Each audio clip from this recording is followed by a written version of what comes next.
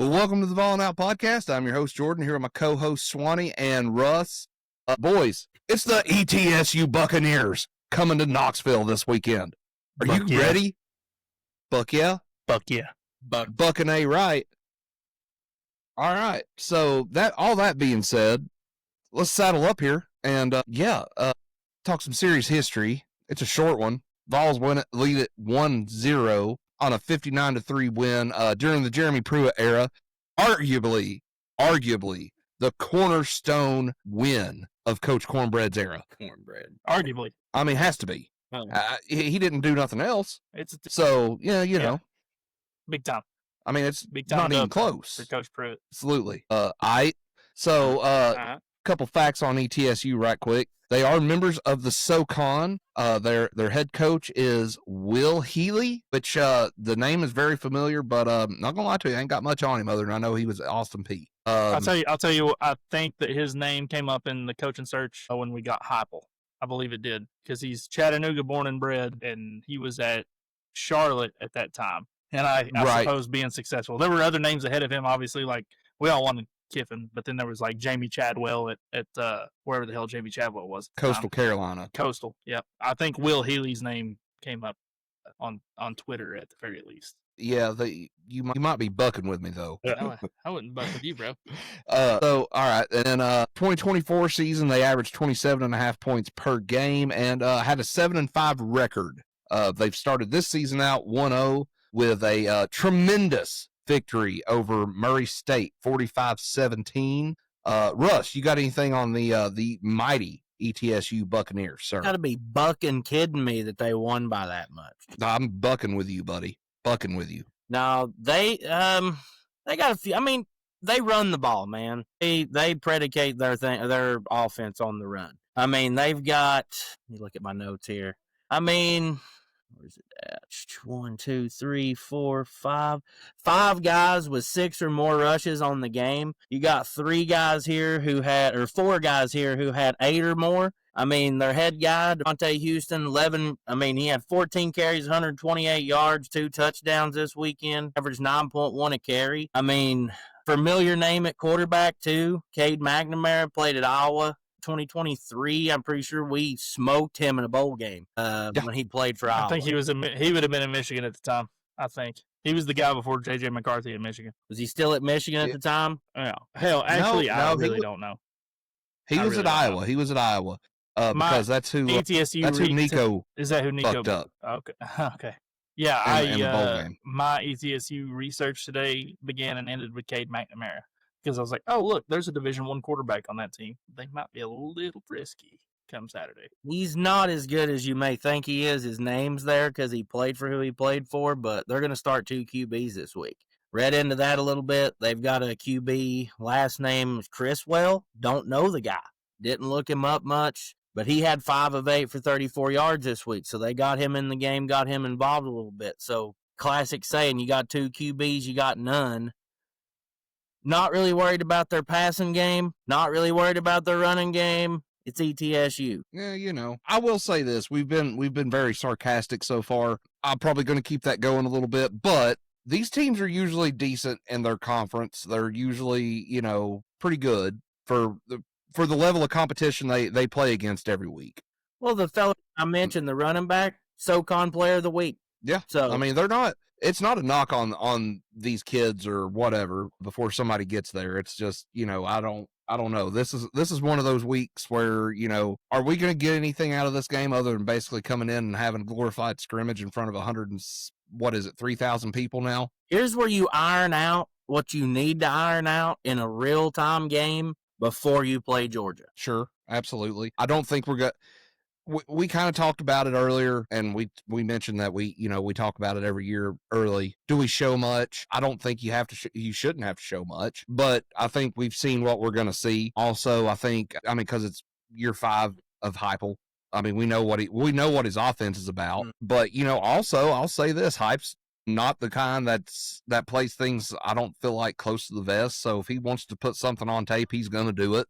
He's going to make you prepare for it. I think the biggest thing out of this, man, we had a few guys get banged up in the Syracuse game, 2 defensive tackles, which is one spot. As deep as we are on the offensive line, that's one spot we're kind of thin at. So we need to, by all means, rest them up.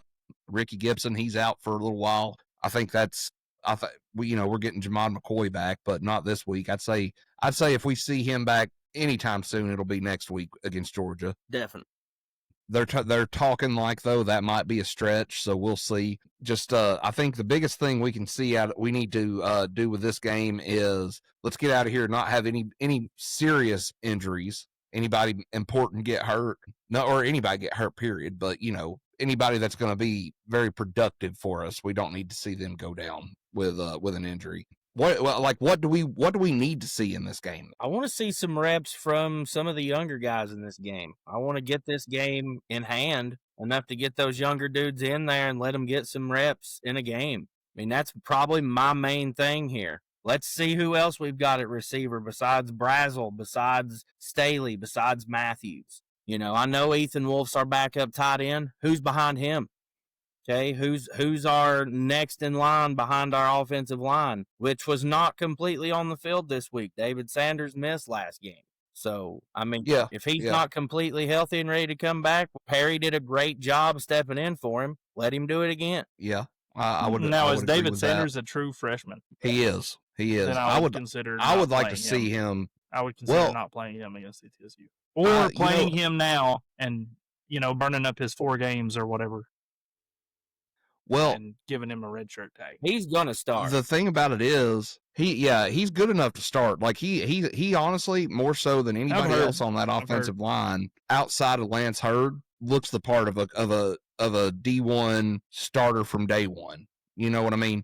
How good is E2 now? I mean, from the progression from last season, you remember the first few games, us all talking about Lance Hurd. And costing us several things, him getting Nico rushed, Nico breaking out of the pocket because of Lance Hurd. He's picked up his game considerably, looks like, in the offseason. Well, last year, the knock on him was he took a lot of plays off, and if he had a hangnail, he was hurt. I think maybe they've kind of instilled a little bit of toughness in him and said, hey, look, you want to be on the field with us, you need to suck it up a little bit. Because Saturday was the best game he's had all year. Or period, not all year. I mean, obviously all year, but since he's been here. Yes. But I do think I'm of the thought if you want to knock the rust off of David Sanders, you do that this week. You don't want if you're not going to play him this week and throw him out there against probably the best defensive line we'll see all year. Georgia. Outside of maybe Oklahoma possibly, or Bama later on in the year, or Florida. I would go ahead and get that rust knocked off of him this week if it was me. I would argue Florida is going to be the second toughest there. I would say so. I'll just tell you what I want to see this week. Go out, just beat this team to sleep, put them away early.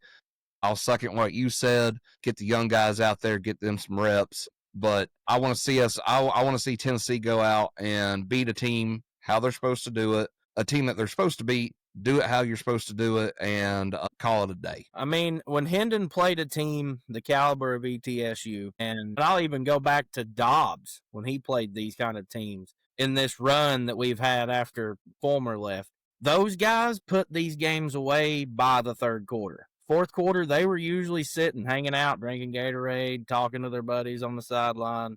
That's what I want to see this game. Let's just hope we don't have one of our wide receivers or quarterbacks leaving in a boot. Yeah, no injuries is a big deal. That's my biggest thing. I don't care if it's a 35-0 final. Just don't go out and get hurt.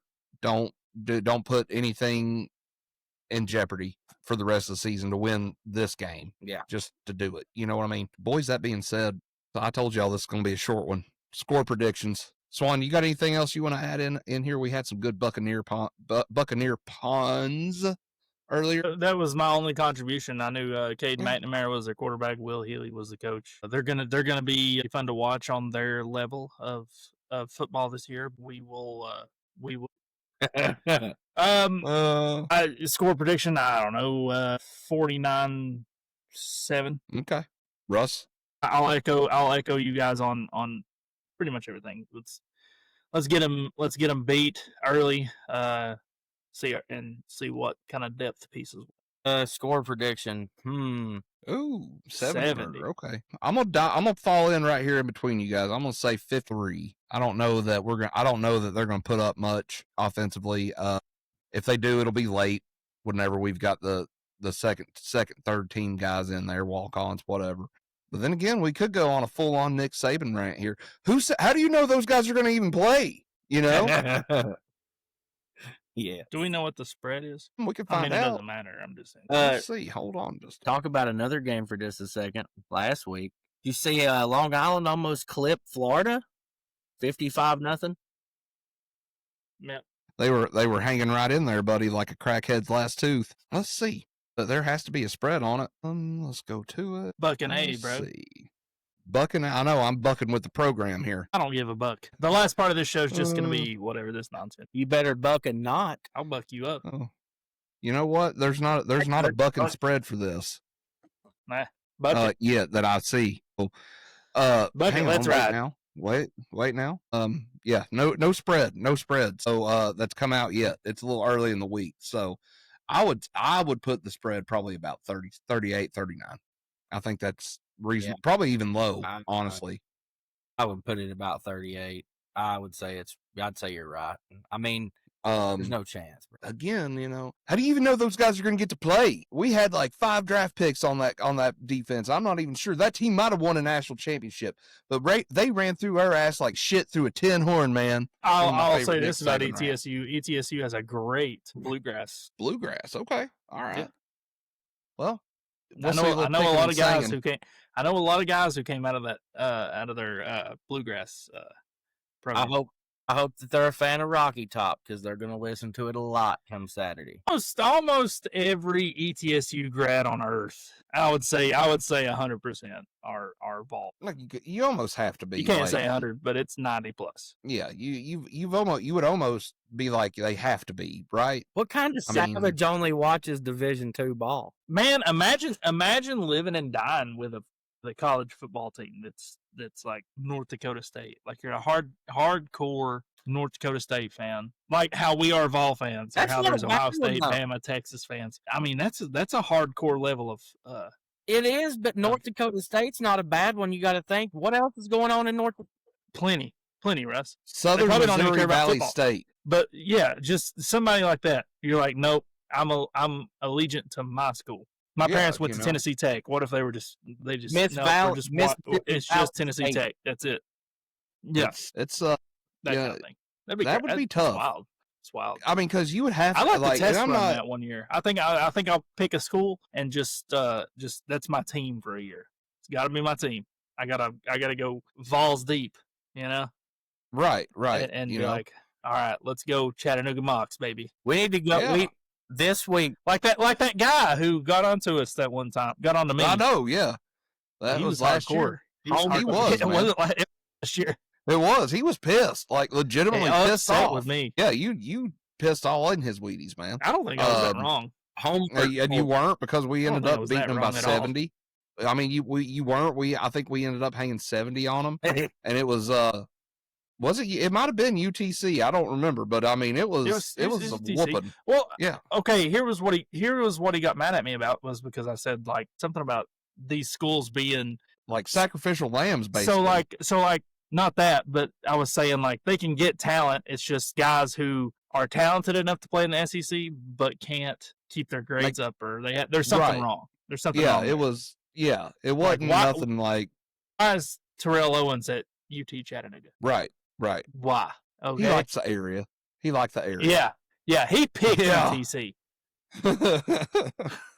He didn't go there because he had to. Right. Yeah. There was something else. That's why you'll have an NFL player from Carson Newman. How'd they get there? The Walter State Governors. Well, you think about a guy like Kyle Duggar for the Patriots. You think about when he got drafted. He got drafted out of Division III school. Yeah. So isn't that the guy from like 18 kids and counting? I swear. Just saying. I wasn't that wrong. I forgot the guy's name who got on our YouTube or on Facebook actually. No, he was on Facebook and YouTube. It was a novel thing of a comment, and I was just like man. And the Sorry. guy was actually kind of respectful about it, but at the same time, he's Oh yeah, like, "You nice guys guy. are I hope he dumbasses." still watches. I hope he still watches. Yeah. I hope he watches this. I'll have a beer with him sometime. Yeah, We can talk about absolutely. Chattanooga Mocs football.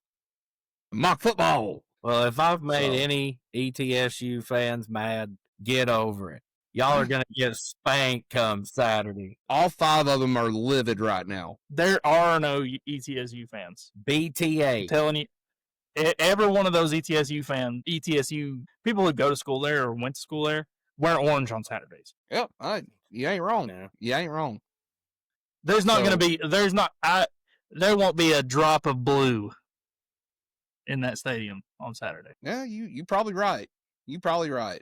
That You're being said, wrong. boys, The sideline will have blue. they're all. I'd say that they're coming out in stormtroopers because they mean business. They're here. They're here to buck with our program. All right. Ruin That our being bucking said- day. A buck up. Buccaneer. That being said, boys, let's put a bow on this this Buccaneer Pun Fest and call it a night. So go damn Vols. Vols by Buck yeah. 60. Buck yeah. Vols by 60. City Balls by city. or 70. 70. 70. 70. Go Vols. Go damn Vols. Go down balls.